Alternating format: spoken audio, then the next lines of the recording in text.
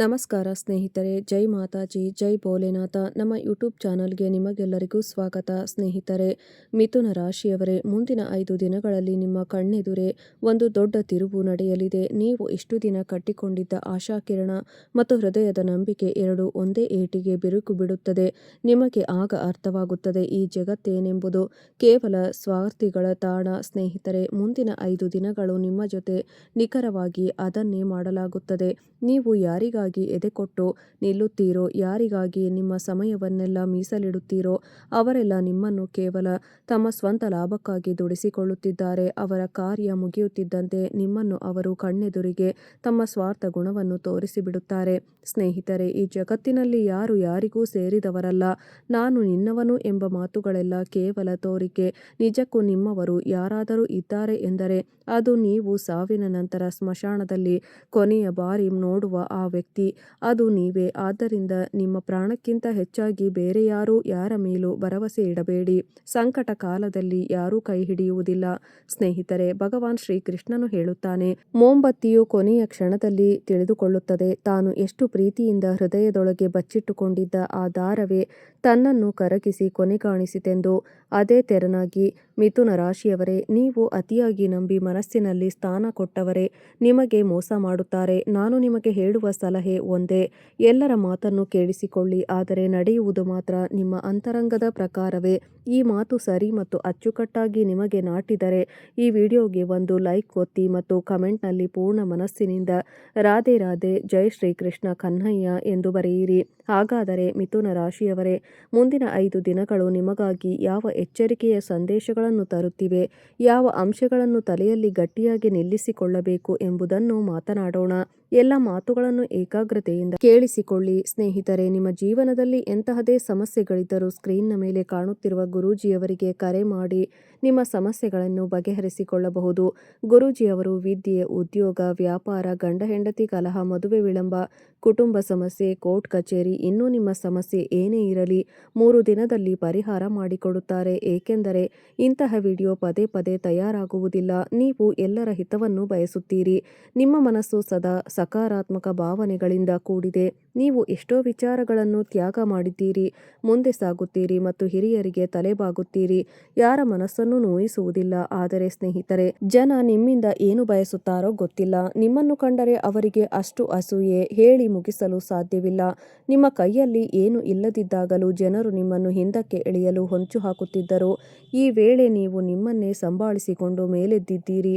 ನಿಮ್ಮ ಬಾಳಿನಲ್ಲಿ ಏನು ಉಳಿದಿಲ್ಲದಿದ್ದಾಗ ಅಕ್ಕಪಕ್ಕದವರ ಸ್ಥಿತಿ ನೋಡಿ, ಅಯ್ಯೋ ನನ್ನ ಅದೃಷ್ಟವು ಇಷ್ಟಿದ್ದರೆ ಎಷ್ಟು ಚೆನ್ನಾಗಿತ್ತೋ ಎಂದು ನೀವು ಮರುಗಿದ್ದುಂಟು. ಆದರೆ ಸ್ನೇಹಿತರೆ, ನಿಮ್ಮ ಸ್ವಂತ ಮನೆಯವರೇ, ಹತ್ತಿರದವರು ಎಂದುಕೊಂಡವರೇ ನಿಮ್ಮನ್ನು ಮುಗಿಸಲು ಹೊಂಚು ಹಾಕಿದ್ದಾರೆ. ಅದು ನಿಮ್ಮ ತಪ್ಪಲ್ಲ. ನಿಮ್ಮೊಳಗೆ ಒಳ್ಳೆಯತನವಿದೆ, ದೇವಿ ಆಶೀರ್ವಾದ ಹುದುಗಿದೆ. ಆದರೆ ಹಾಗಾಗಿ ಮಿಥುನ ರಾಶಿಯವರೇ, ನಿಮ್ಮ ತಲೆಯ ಮೇಲಿನ ಒಂದು ಕೂದಲನ್ನು ಯಾರೂ ಕಿತ್ತು ಹಾಕಲು ಸಾಧ್ಯವಿಲ್ಲ. ಕಳೆದ ಹಲವು ವರ್ಷಗಳು ನಿಮ್ಮ ಬದುಕಿನಲ್ಲಿ ಏನೂ ಇರಲಿಲ್ಲ. ಆದರೆ ದೇವರು ಕೃಪೆ ತೋರಿ ನೀವು ಕೇಳಿದ್ದನ್ನು ಕೊಟ್ಟನು. ನಿಮ್ಮ ಬಳಿ ಏನೂ ಇಲ್ಲದಿದ್ದಾಗಲೂ ಜನರು ನಿಮ್ಮನ್ನು ಸಹಿಸಲಾರದೆ ಹೊಟ್ಟೆ ಕಿಚ್ಚಿನಿಂದ ಉರಿಯುತ್ತಿದ್ದರು. ನಿಮ್ಮನ್ನು ಕೆಳಗಿಳಿಸಲು ಹವಣಿಸುತ್ತಿದ್ದರು. ಈಗ ದೇವರ ಅನುಗ್ರಹದಿಂದ ಅದೆಲ್ಲವೂ ನಿಮ್ಮ ಸುತ್ತ ಸೇರಿದ ಮೇಲೆ ನಿಮ್ಮ ಶತ್ರುಗಳ ಆಟವು ಇಳಿಯುತ್ತಿದ್ದಂತೆ ತಳಮಳಿಸುತ್ತಿದ್ದಾರೆ. ನಿಮ್ಮ ಖುಷಿಯನ್ನು ನೋಡಿ ಅವರ ಹೃದಯದಲ್ಲಿ ಚಡಪಡಿಕೆ ಶುರುವಾಗಿದೆ. ಆದರೆ ಸ್ನೇಹಿತರೆ, ನೀವು ಒಂದು ವಿಷಯವನ್ನು ಗಂಟು ಹಾಕಿಟ್ಟುಕೊಳ್ಳಬೇಕು. ಯಾರಾದರೂ ನಿಮ್ಮ ಬಳಿ ಬಂದು ಅವರು ನಿಮ್ಮ ಬಗ್ಗೆ ಹೀಗೆ ಹೇಳಿದರು ಎಂದು ತಪ್ಪು ಸುದ್ದಿ ಕೊಟ್ಟರೆ ನಿಮ್ಮ ಕಿವಿಯಿಂದ ನೀವೇ ನೇರವಾಗಿ ಕೇಳುವವರೆಗೂ ಇನ್ನೊಬ್ಬರಿಗೆ ತಪ್ಪಾದ ಉತ್ತರವನ್ನು ಕೊಡಬೇಡಿ. ನಿಮಗೆ ಗೊತ್ತಿದೆ, ಜನರು ನಿಮ್ಮನ್ನು ಕೆಳಗೆ ಇಳಿಸಲು, ಹಿಂದಕ್ಕೆ ಎಳೆಯಲು ಸಜ್ಜಾಗಿದ್ದಾರೆ. ಹಾಗಾಗಿ ಈ ರೀತಿಯ ತಪ್ಪು ಹೆಜ್ಜೆಗಳನ್ನು ಇಡಲೇಬೇಡಿ. ಎಚ್ಚರದಿಂದಿರಿ. ನಿಮ್ಮ ಜೀವನಯಾನ ಮುಂದುವರಿಯುತ್ತಿದೆ. ನಿಮ್ಮ ಗುರಿಯನ್ನು ಬೇರೆಯವರ ಜಗಳಗಳಿಂದ ಮರೆಮಾಚಬೇಡಿ. ನೀವು ಹಿಡಿದಿರುವ ಸತ್ಯದ ದಾರಿಯಲ್ಲಿ ನಡೆಯುತ್ತಲೇ ಇರಿ. ದೇವರು ದಾರಿ ತೋರಿಸುತ್ತಾನೆ. ಹಿಂದಕ್ಕೆ ತಿರುಗಿ ಯಾರು ಏನು ಹೇಳುತ್ತಿದ್ದಾರೆ, ನಿಮ್ಮ ಬಗ್ಗೆ ಏನು ಭಾವಿಸುತ್ತಿದ್ದಾರೆ ಎಂದು ನೋಡುತ್ತಾ ಕುಳಿತರೆ ನಿಮ್ಮ ಜೀವನವನ್ನು ಯಾರೂ ಸುಧಾರಿಸಲು ಸಾಧ್ಯವಿಲ್ಲ. ದೇವರೇ ನಿಮ್ಮ ಜೊತೆ ಇರುವಾಗ ಭಯ ಯಾಕೆ? ಸ್ನೇಹಿತರೆ, ಶ್ರೀಕೃಷ್ಣನು ಹೇಳುತ್ತಾನೆ, ಮನಸ್ಸಿಗೆ ಬೇಕಾದ್ದು ಈಡೇರದಿದ್ದಾಗ ಯಾಕೆ ಕಂಬನಿ ಸುರಿಸುತ್ತೀಯಾ? ಹಣೆಯಲ್ಲಿ ಬರೆದ ಬರಹ ಅಳಿಸಲು ಯಾರಿಂದಲೂ ಸಾಧ್ಯವಿಲ್ಲ. ಒಂದು ದಾರಿ ಮುಚ್ಚುವ ಮೊದಲು ದೇವರು 10 ದಾರಿ, ಹೊಸ ದಾರಿಗಳನ್ನು ತೆರೆದಿಡುತ್ತಾನೆ.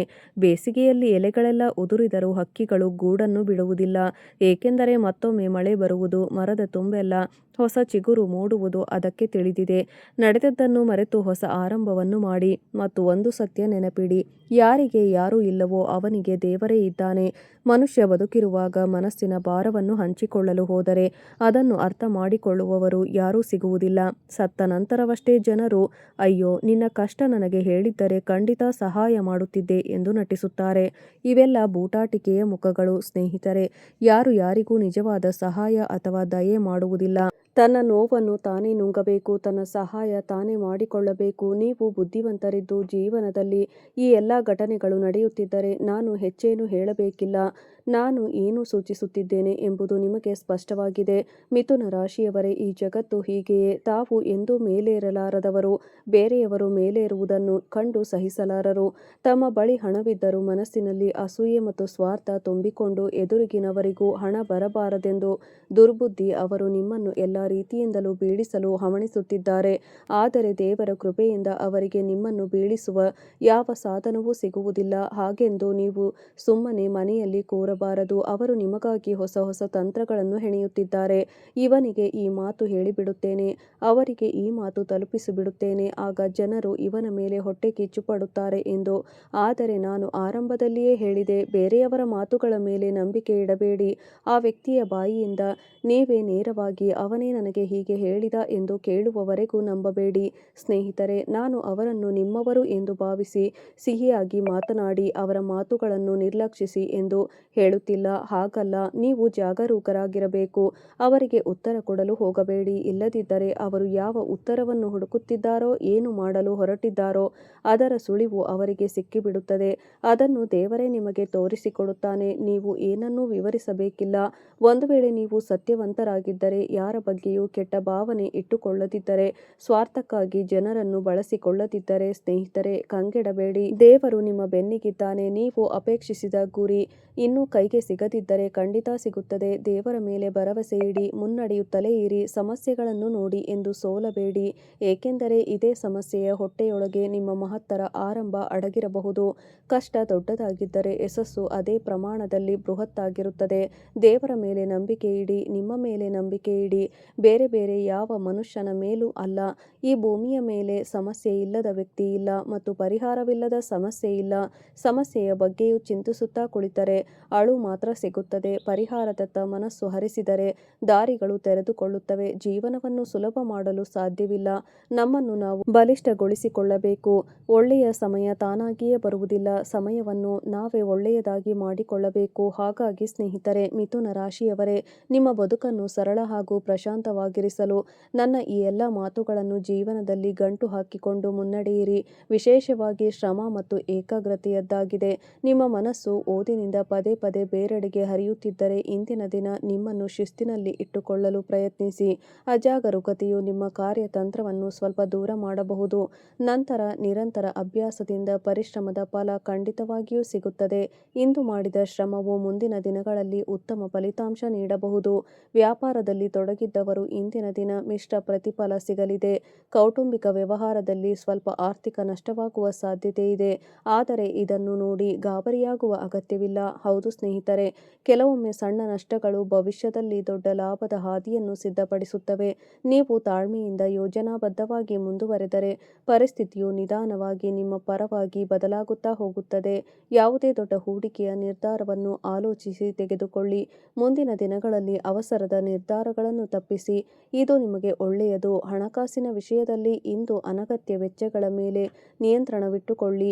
ನಿಮಗೆ ಲಾಭದಾಯಕವಾಗಿರುತ್ತದೆ. ನೀವು ಈಗಾಗಲೇ ಯಾವುದೋ ಉಳಿತಾಯದ ಯೋಜನೆ ಮಾಡಿದ್ದೀರಿ, ಅದಕ್ಕೆ ಬದ್ಧರಾಗಿರಲು ಪ್ರಯತ್ನಿಸಿ. ಸ್ನೇಹಿತರೆ, ಈಗ ನಿಮ್ಮ ಸಮಯವು ಬದಲಾಗಲಿದೆ.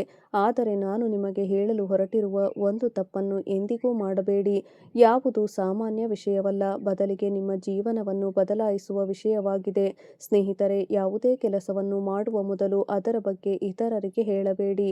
ಏಕೆಂದರೆ ಶತ್ರುಗಳು ನಿಮ್ಮನ್ನು ಎಲ್ಲ ರೀತಿಯಿಂದಲೂ ತಗ್ಗಿಸಲು ಪ್ರಯತ್ನಿಸುತ್ತಾರೆ. ಆದರೆ ನೀವು ಧೈರ್ಯದಿಂದ ಇರಬೇಕು. ಏನೇ ದಿನವಾದರೂ ಗುರಿಯನ್ನು ತಲುಪಲೇಬೇಕು. ಸ್ನೇಹಿತರೆ, ನಿಮ್ಮ ಪರಿಶ್ರಮ ಎಂದಿಗೂ ವ್ಯರ್ಥವಾಗುವುದಿಲ್ಲ ಮತ್ತು ಮುಂದೆಯೂ ವ್ಯರ್ಥವಾಗುವುದಿಲ್ಲ. ಸ್ವಲ್ಪ ತಡವಾದರೂ ನಿಮಗೆ ಸಿಗಬೇಕಾದ ಫಲ ಸಿಕ್ಕೇ ಸಿಗುತ್ತದೆ, ಖಂಡಿತವಾಗಿಯೂ ಸಿಗುತ್ತದೆ. ಏಕೆಂದರೆ ದೇವರ ನ್ಯಾಯಾಲಯದಲ್ಲಿ ನ್ಯಾಯ ಸಿಗುವುದು ತಡವಾಗಬಹುದು, ಆದರೆ ಅನ್ಯಾಯವಾಗುವುದಿಲ್ಲ.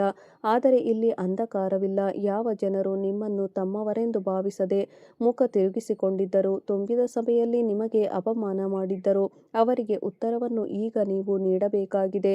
ನಿಮ್ಮ ಜೀವನದ ಪ್ರತಿಯೊಂದು ಸಂತೋಷವನ್ನು ನೀವು ಮರಳಿ ತರಬೇಕಾಗಿದೆ. ನಯವಂಚಕರು ಏನೇ ಮಾಡಿದರೂ ನಿಮ್ಮ ಪರಿಶ್ರಮದ ಕಾರಣದಿಂದಾಗಿ ನಿಮಗೆ ಸಂತೋಷ ಸಿಗುತ್ತದೆ. ಸ್ವಲ್ಪ ಕಠಿಣ ಪರಿಶ್ರಮದ ಅಗತ್ಯವಿದೆ. ಯಶಸ್ಸು ನಿಮ್ಮ ಜೀವನದಲ್ಲಿ ಹೊಸ ಬೆಳಕನ್ನು ತರಲಿದೆ. ಸ್ನೇಹಿತರೆ, ಈ ಸಮಯದಲ್ಲಿ ನಿಮ್ಮ ಕುಟುಂಬಕ್ಕೆ ಅತ್ಯಂತ ಸಂತೋಷದ ಸಂಗತಿಯಾಗಿರಲಿದೆ. ನೀವು ಇಂದಿನವರೆಗೆ ಅನುಭವಿಸಿದ ಕಷ್ಟ, ನೋವು ಮತ್ತು ಸಮಸ್ಯೆಗಳ ವಿರುದ್ಧ ಹೋರಾಡುತ್ತಾ ಮುಂದೆ ಸಾಗಿದ್ದೀರಿ. ಇದು ಸುಲಭವಾದ ಕೆಲಸವಲ್ಲ ಸ್ನೇಹಿತರೆ. ಶತ್ರುಗಳು ಕೂಡ ನಿಮ್ಮನ್ನು ನೋಡಿ ನಡುಗುತ್ತಾರೆ. ಅವರು ನಿಮ್ಮನ್ನು ಅಷ್ಟು ತೊಂದರೆಗೆ ಸಿಲುಕಿಸಿದ್ದರು, ಆದರೂ ನೀವು ಎಂದಿಗೂ ಮುಂದೆ ಸಾಗುವುದನ್ನು ನಿಲ್ಲಿಸಲಿಲ್ಲ, ಹಿಂಜರಿಯಲಿಲ್ಲ. ಸ್ನೇಹಿತರೆ, ಇಂದಿನ ದಿನಗಳು ನಿಮಗೆ ತಿಳಿದಿವೆ. ಕೆಲವು ಸಮಯ ನಿಮ್ಮ ಜೀವನಕ್ಕೆ ಅತ್ಯಂತ ಕಠಿಣವಾಗಿತ್ತು. ನೀವು ಹೊರಗಿನಿಂದ ಎಲ್ಲರೊಂದಿಗೆ ನಗುತ್ತಾ ಭೇಟಿಯಾಗುತ್ತಿದ್ದಿರಿ, ಎಲ್ಲರೊಂದಿಗೆ ನಗುತ್ತಾ ಮಾತನಾಡುತ್ತಿದ್ದಿರಿ, ಆದರೂ ಒಳಗೊಳಗೆ ಸ್ನೇಹಿತರೆ, ನೀವು ಸಂತೋಷವಾಗಿರಲಿಲ್ಲ. ಈ ವಿಷಯ ನಮಗೆ ಚೆನ್ನಾಗಿ ತಿಳಿದಿದೆ. ಮನಸ್ಸಿನಲ್ಲಿ ನೀವು ಅನೇಕ ಸಮಸ್ಯೆಗಳ ವಿರುದ್ಧ ಹೋರಾಡಿದ್ದೀರಿ, ಅನೇಕ ತೊಂದರೆಗಳನ್ನು ಎದುರಿಸಿದ್ದೀರಿ. ಒಂದಾದರ ನಂತರ ಒಂದೊಂದು ಮತ್ತೊಂದು ಸಮಸ್ಯೆಗಳು, ಹೊಸ ತೊಂದರೆಗಳು ನಿಮ್ಮ ಜೀವನದಲ್ಲಿ ಪದೇ ಪದೇ ಬರುತ್ತಲೇ ಇವೆ. ಆದರೆ ನಿಮಗೆ ಅಗತ್ಯವಿದ್ದಾಗ ಯಾರೂ ನಿಮ್ಮ ಜೊತೆ ನಿಲ್ಲಲಿಲ್ಲ. ಪ್ರತಿಯೊಬ್ಬ ವ್ಯಕ್ತಿಯು ನಿಮ್ಮಿಂದ ಮುಖ ತಿರುಗಿಸಿಕೊಂಡನು, ಆದರೂ ನೀವು ಯಾವುದೇ ಪರಿಸ್ಥಿತಿಯಲ್ಲೂ ನಿಮ್ಮನ್ನು ಒಂಟಿಯೆಂದು ಭಾವಿಸಲಿಲ್ಲ. ನೀವು ಸ್ನೇಹಿತರು, ನಿಮಗೆ ತಿಳಿಯದೆ ಯಾವಾಗ ನೀವು ರಾತ್ರಿ ಮಲಗಿದ್ದೀರೋ ಆಗ ನಿಮ್ಮ ಮನಸ್ಸಿನಲ್ಲಿ ಹಲವು ಚಿಂತೆಗಳು, ಹಲವು ರೀತಿಯ ಚಿಂತೆಗಳು ಓಡಾಡುತ್ತಿರುತ್ತವೆ. ಮುಂದಿನ ದಿನಗಳು ನನ್ನ ಪಾಲಿಗೆ ಹೇಗಿರಲಿವೆ ಎಂಬ ಆತಂಕವಿರುತ್ತದೆ. ಮುಖದ ಮೇಲೆ ಯಾವಾಗಲೂ ನಗುವನ್ನು ಹೊಂದಿರುತ್ತೀರಿ, ಆದರೆ ಮನಸ್ಸಿನಿಂದ ನೀವು ಸಂತೋಷವಾಗಿಲ್ಲ ಎಂಬುದು ನಿಮಗೂ ತಿಳಿದಿದೆ, ನನಗೂ ತಿಳಿದಿದೆ.